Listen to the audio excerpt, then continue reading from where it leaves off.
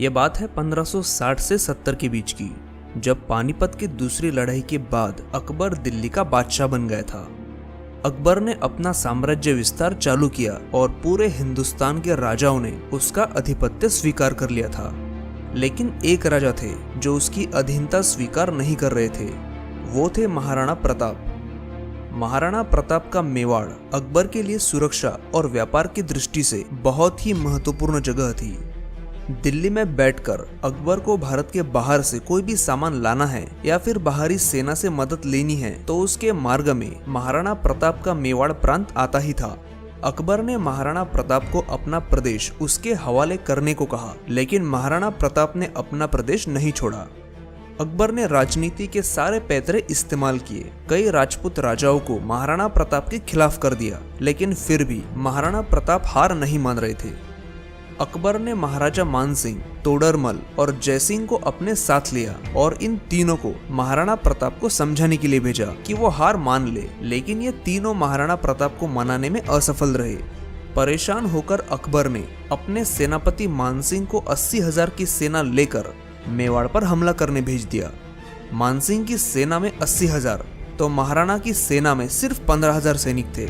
वो दिन था 21 जून 1876, जब दोनों सेनाएं आमने सामने खड़ी थी। काफी घनघोर युद्ध हुआ। मुगलों को सफलता तब मिली जब मेवाड़ की सेना का मुख्य हाथी रामप्रसाद का महावत एक तीर से मारा गया। महाराणा प्रताप अपने घोड़े चेतक पर सवार होकर हाथी पर बैठे मानसिंह के सामने आए और उस पर अपने भाले से जबरदस्त हमला किया। हमले में मानसिंह भी जख्मी हुआ और उसका महावत भी, लेकिन उसी समय उसके हाथी के सूंड में जो तलवार थी उससे चेतक के पैर घायल हो गए। मुगल सैनिकों ने तत्काल मानसिंह की घेराबंदी की और उसे बचा लिया। अपने प्रिय घोड़े चेतक के जख्मी होने से महाराणा चिंतित हो गए और अपने खेमे में आ गए। मेवाड़ के बाकी सरदारों ने महाराणा को विवश किया कि इस लड़ाई में उनका बचना काफी जरूरी है और इसीलिए उन्होंने अब रणभूमि छोड़नी चाहिए ताकि बाद में वो अकबर से लड़कर मेवाड़ की रक्षा कर सकते हैं। और तब महाराणा प्रताप को ऐसा ही करना पड़ा। हल्दी घाटी में पराजित होने की सजा के तौर पर मानसिंह को अकबर ने 6 महीने तक दरबार के बाहर रखा।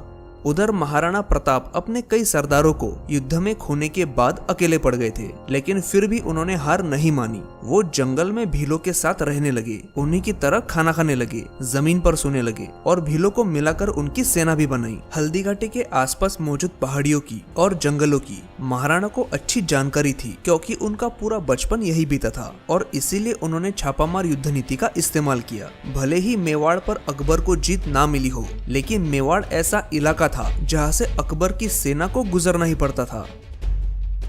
महाराणा के सैनिक उस पहाड़ी इलाके में फैल जाते और अकबर की सेना पर हमला करते।